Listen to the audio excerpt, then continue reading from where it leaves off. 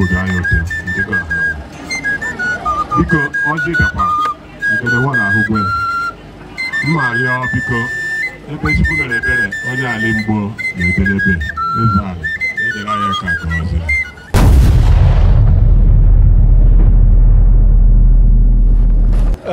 biko mmemme anyị bịara ebido ụgwọ ala mbido mma ekele ndị ogbuzuru ndị otidu ndị kitinkin ndị ọgbarụọ igwe na-ekele igwe anyị Chineke mere ya nọdụ n'etiti anyị taa mana ọ dịda anọdụ aga na-ekele igwe nwanne anyị isi ugbo bịa ịbịa nọnyere anyị maka ihe ọma anyị na-eme taa igwe ọla adịla olula mma bụla ndị so bịa asị m ndụ nwoke ndụ nwaanyị na-ekele ndị nze na-ekele ndị ọzọ ọkachasị ndị meresa ahụ na ihe a na-eme taa na-aga n'ihu n'okpere ndụmọdụ mwebo onye ọbụla Chineke mere ya nọdụ n'ọnọdụ ọbụla ihe o kwesịrị ide eme bụ ịhụla udo n'ebe ọbụla ọ nọ anyị onye na-ewetekwa ọgbaghara Chineke kwakọtara ya onye ihe anyị chọbịa ebe bụ ihe ọma ụlọ ahụgolu ụmụnna anyị siri ugwu ebe tere ka chọrọ anyị bịa a mmekọrịta nwanne na nwanne na nwa onye na-enwele kparịchara ụka hụ ha isi oyi m wee dachila ọ ga-adụlụ nwoke mma dụlụ nwaanyị mma ọla adụla ala mba ole ese mma dụlụ ụmụ mgbe ole ese ebe ọbụla ha lọ ma ndị nọ n'ụzọ ije ma ndị nọ n'emu ha ọ na-adụlụ ha na mma ka ọ bụla onye na-emejere agalị ya aga ka ọma Chukwu abịa ma anyị na-ebe ka ụtọ a ekwe obodo anyị anyị si ọkụ mmadụ usu ilu adụ ngwele obodo a ọkụ ladụla mgbe oburu ọkụ mmadụ tilu o ji esi nne ụlọ eriri ibe ele ọkụ eji ahụ ụzọ anyị si ọgbaghara ukwuru ọgbaghara nta taa ndị nze kpọkwuru anyị lebe ọgbaghara ndị na-anyụhụ lee ha ndị ọdịnala mgbe ole sira ndị ichie anyị ihe ọma jide eme ndị mgbo ụkwụ ọma jide akpọ ndị mgbo ebe ọbụla ha lụ ma ndị lara ụzọ ije ma ndị lara mgbo ihe akụ ihe enwe nwala akọ nlụ ndị mgbo ọ gaghị akọ nlụ ndị ụmụnna anyị ndị shiri ọnwụ dị isi chọrọ anyị bịa taa akwụkwọ ha ji bịa bụ ha ga-ejikwa wee laa ndụ nwoke ndụ nwaanyị ndụ mmiri ndụ azụ ewebekwara ugobere ka echi ibe ebechi ya begorula ebi ahụ ewebe ebele ụzọ biko ọ na-adịla onye ukwu na onye ntara mmasị anyị nwee ike ịkọntinu ihe ndị ọzọ anyị na-eme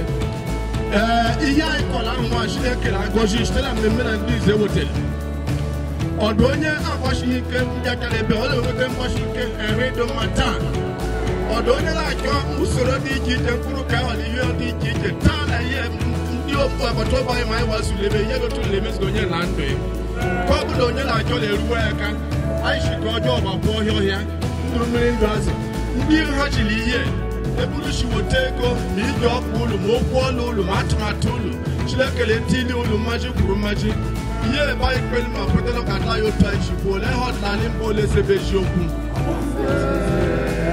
biko akwụ ihe anyị kọọla mbụba anyị na-akọla ya anyị chịkwa ọhọ sọrọ ibe ere ihe jere eme na mgbe ihe jere eme n'ụwa niile bụrụ ihe ọma maka ịka nka bụ onye ọbụla akụ ide eziokwu aka onye hụkwara ihe bụ ihe ọjọọ ya chịla ihe ọjọọ onye hụrụ ihe ọma ya chịla ihe ọma maka na ihe ọma ma ọ na-ekwuo ọ na-achape eziokwu afọ dị gara ebi ma ekwuo ihe ọjọọ ihu ndụ gbakọrọta so ihe ọma mewere onye ukwu mewere onye nta anyị kpelikweta ọla dokere ha ọdịnala mgbe ọ bụ eziokwu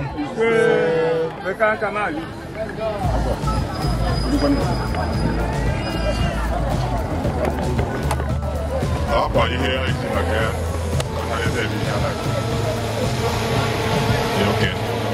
oke anyị ekara ya ndị ọbịara dị kwupụta maka ebe akụzi ụtọ ga-emeda anyị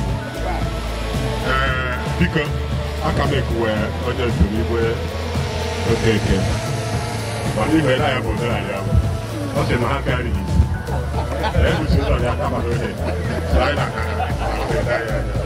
so ngwa ndị ebere ụlọ gosi anyị esi eme ebe ebusi ya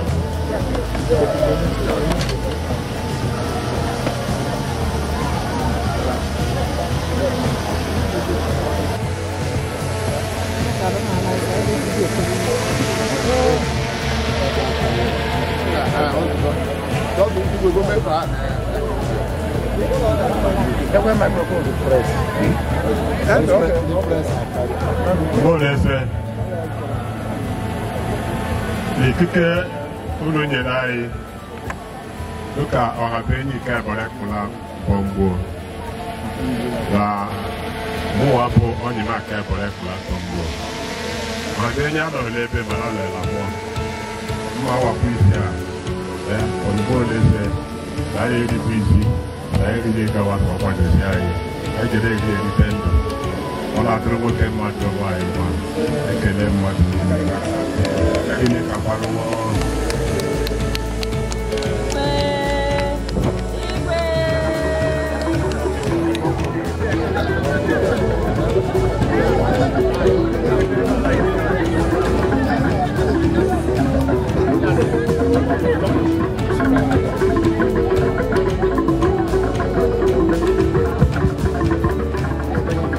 Ndi bayola ngola igwa wabola eji iye ele goshi bebe ni onye mgbo odo free iriwe chi ebe ni no na maka le bola mgbo akari be ishi uye ijile ebe ọzọ ọdụ pidole sawe ho ọdụ side ewe ho kanye mgbe mgbo oriri je ho ha kwụsịkwala taa ndị ize na ndị ọzọ na igwe anyị na ndị ọdịnala mgbe ochi mgbe ọbụla ebe ịlọ ụhụ ije ọhụrụ nye eribịa ahụ na nsado onye bụ ihe eme elebe ogbuela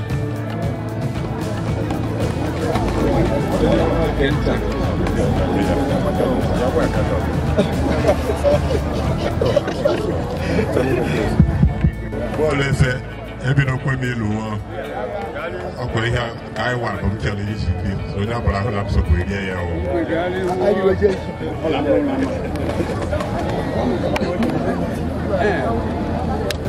ega akụwa ọ na-akụ eka n'ebe ịgwa ihe n'igbo ozi ọhụụ ebe ndị isi erikọta ije ọhụrụ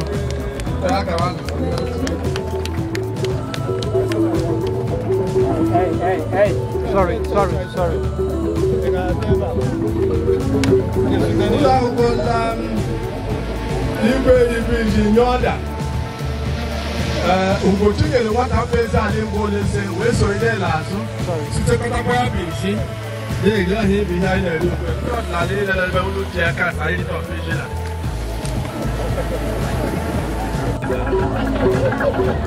yes ijikọchi ụlọ ihe ọdịnala prọfesọ Akwa nze prọfesọ Akwa ahịa kpatara iji ugwe ezute onwe ihe mmụta dịrị ihe mmụta dị bụ anyị bụ mgbo anyị na-esoro onwe anyị nsọ ka anyị na-eto onwe anyị eze anyị na-erikọta nnọkọ ebe ọ na-agbakọ ndị nwanne anyị ibe nwanne anyị ọbụla anyị gara ibe onye ọbụla na-afụkarị nri ọbụla ibe ebe ọlọ anya na-asọ chikwakurie nne anya pijiri aka ukwe ya ụwa akurie nne ọpụtago nri ga-eti The Igwes, ladies and gentlemen, ladies and gentlemen, to come up with what I regard as a short presentation here. But I have to stand on existing protocol. And this protocol definitely has to do with our own Igwe, who is representing the two autonomous communities. For the avoidance of doubt and for clarity to our brothers from Ugu, who have two autonomous communities here. And presently with us here is the Igwe of Ekulato Autonomous Community in Umbu. Igwe Greg Ikwabu Ituma, who is here with us. We equally have the Igwe of another autonomous community, this time Ekulambo Autonomous Community. And of course, the Igwe is John Azubike Ibe, Ahabuini too. Incidentally, is not here. for one very important reason. The day that will remain evergreen in our garden of memory, as it truly signifies a distinct occasion when a successful attempt is made to keep the fire flying in our avowed determination to ensure that our cherished culture is alive despite the vicissitudes of life. It will also go down in history as a date when the revered Ndi Mgbowo, with the consent of our traditional rulers and by the popular wish of Mgbowo, is hosting the Mgbowo Cultural Day for the second time running. It was first hosted by Ndi Mgbowo on 27th August 2022. It proved a historical day and days in the rich annals of Mgbowo. It's important to point that today gives us another opportunity to stress in very unequivocal terms our unalloyed loyalty to our quintessential traditional rulers who have taken time to introduce to all of you, and who are the custodians of our rich culture and the place of love and enduring peace, as exhaustively stressed clearly and distinctly by Onyali himself. We also extend our deep appreciation to the Cultural and Traditional Committee for their continued zeal and near unmatchable patriotism in preserving our cultural values and ensuring that it is the pride of every generation and even those yet unborn. The Ikeji of this year is an exceptional success story which remains a rich avenue in keeping to the cultural flag flying very hard. Kudos to everyone who made the day exceptionally very successful. The very impressive crowd here is an eloquent attestation to the fact that we are all culture driven and ever proud and willing not to allow an inch of our rich culture to go extinct. Proudly we present our culture to the world today and ensure that we hand over the baton for one generation to another. If proof is needed for the place of culture in our hearts, today's Cultural Day is proof indeed. I want to give you a historical retrospection of the Mgbowo Cultural Day. How did it start? What is it today? And what were the problems along the line? In 1986, during the reign of Igwe Elenuka, or Hire I of Mgbowo, who will forever be remembered in as our highly revered, extremely philosophical, down-to-earth and seasoned Democrat. He believed in the oft-quoted adage that two good heads are better than one. He opened the gates of his administration for all patriotic sons and daughters who were blessed with wisdom and who were prepared to embellish further the image of the town to a glorious height from all perspectives. This singular administrative disposition gave the necessary boost to the dawn of a new and dazzling era which stood Mgbowo as the best of the best. It dwarfed all circumdensant towns. The disposition of the indigenes in maintaining this leadership position in all space of life was the unwritten song of the town. It was during this era that the never say die unique organization floated the quintessential idea of Mgbowo Cultural Day. No enemies of progress. The cry, Mgbowo, remain the clear call for unity and the brotherhood of man from generation to generation. The The unique organization must be remembered as a trailblazer that ably drew the roadmap and financed it until very recently. We salute their patriotism and resolve to make history. We equally give standing ovation to Igwe ENUGU of blessed memory, who gave them the opportunity to exhibit their talents.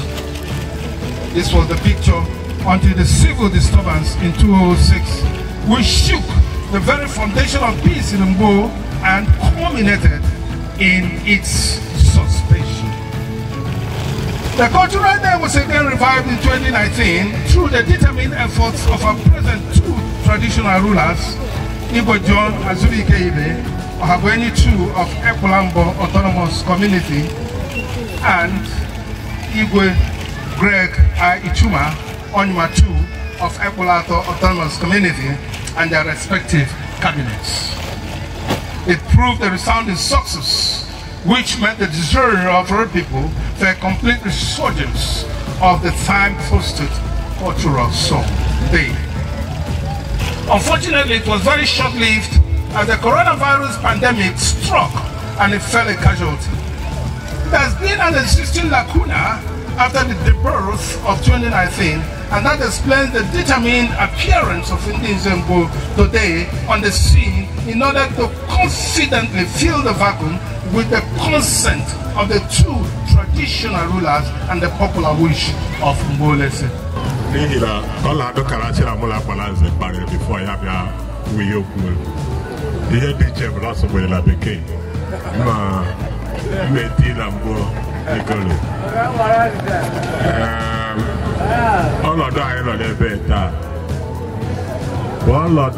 Gosilo Eholanya, Gosil Chicotal Obodole Aibo.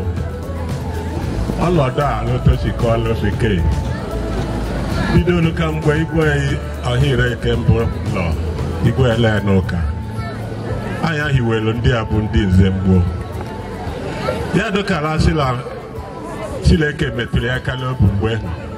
Yamala, we had the autonomous Buri. Yeah, he would do it as Ndi Mgbowo. But he will hear the candidates on the Malay. Ogosilo, I'm going to lie where autonomous lady Mgbowo. Landi Zele, I put one body, let's cut out Mgbowo all. So I'm going to mess up by. Now, you're going to have my okay. I want to let you go, or you go to Candy. Muliwa Haveni. Mariam Catulodoma. Say later, a popular unique organization, they may be a cultural day. We don't see the Kahalawa. Say taking indeed Zembo like that. I'm Allah. I'm on it. I have to get the Mefolia. I bear. How put a Shaila. I let go away. Happy to day. I didn't kill it. Now you're what? Who did bonus? Because Ndi Otua, here look at Ndi Zele. Saida who has required a well equal Kemula, equal Noka. Makala Atomate. And the Lamben, Landi Mali him when a law Holeka Hotel. Honey in it, or will you deal or equal or are to him. So, and then when that only need a prime minister of Igwe, Labu member of Ndi. Ile Goshila, Ndi Zele, all the money in the hand she for that and would tell Lambo. To potentially fit a hand to the head Lambo. Nda ya is I knew who will her. A Pulina lake will Lambo, a Shilina Lacy. I Ndi Zele, be here Katewelaha after Igwe's tour. Or Bolondize, Macalomel include the Prime Minister. There you side of well who were La Hakala Papa of the day at the Bologna. Now you are well, you will. And I want Lanya Latola, Mola Habeni. She okay. Side Lebanya here was our traditional culture. Side would go one body larger than the hotel and Bolese. And they will Kewa, Oloma. I buy city traditional culture committee. I may allow Zalimbo, Idalolishi.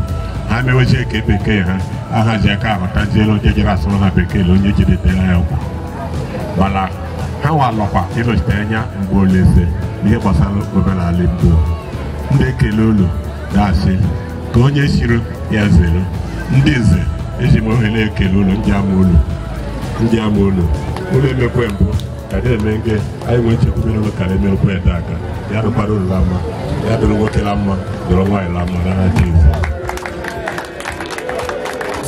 masị na ka ahụ ụwa amagbuo onwe anyị kelere mmadụ niile ekele ndị bụ ndị jikọtara ihe ọnụ ekele Chineke n'ogige nke karịchara na ya bụ Chineke nyere anyị ụbọchị ọma ya aka mama na-achịkwa biko aka niile ka mara mma ụlọ adụrụ nwoke mmadụ nwanyị ụgbụgbọ onye ji bi ebe ka ọ na-eji ala aka nke biko anyị kelee ma niile were mgbe oleze niile ka Chineke si nnukwu aka niile ndị nke fọrọ anyị jiri ma amalite ejechikwa ekike niile were sitere na Kraịst onye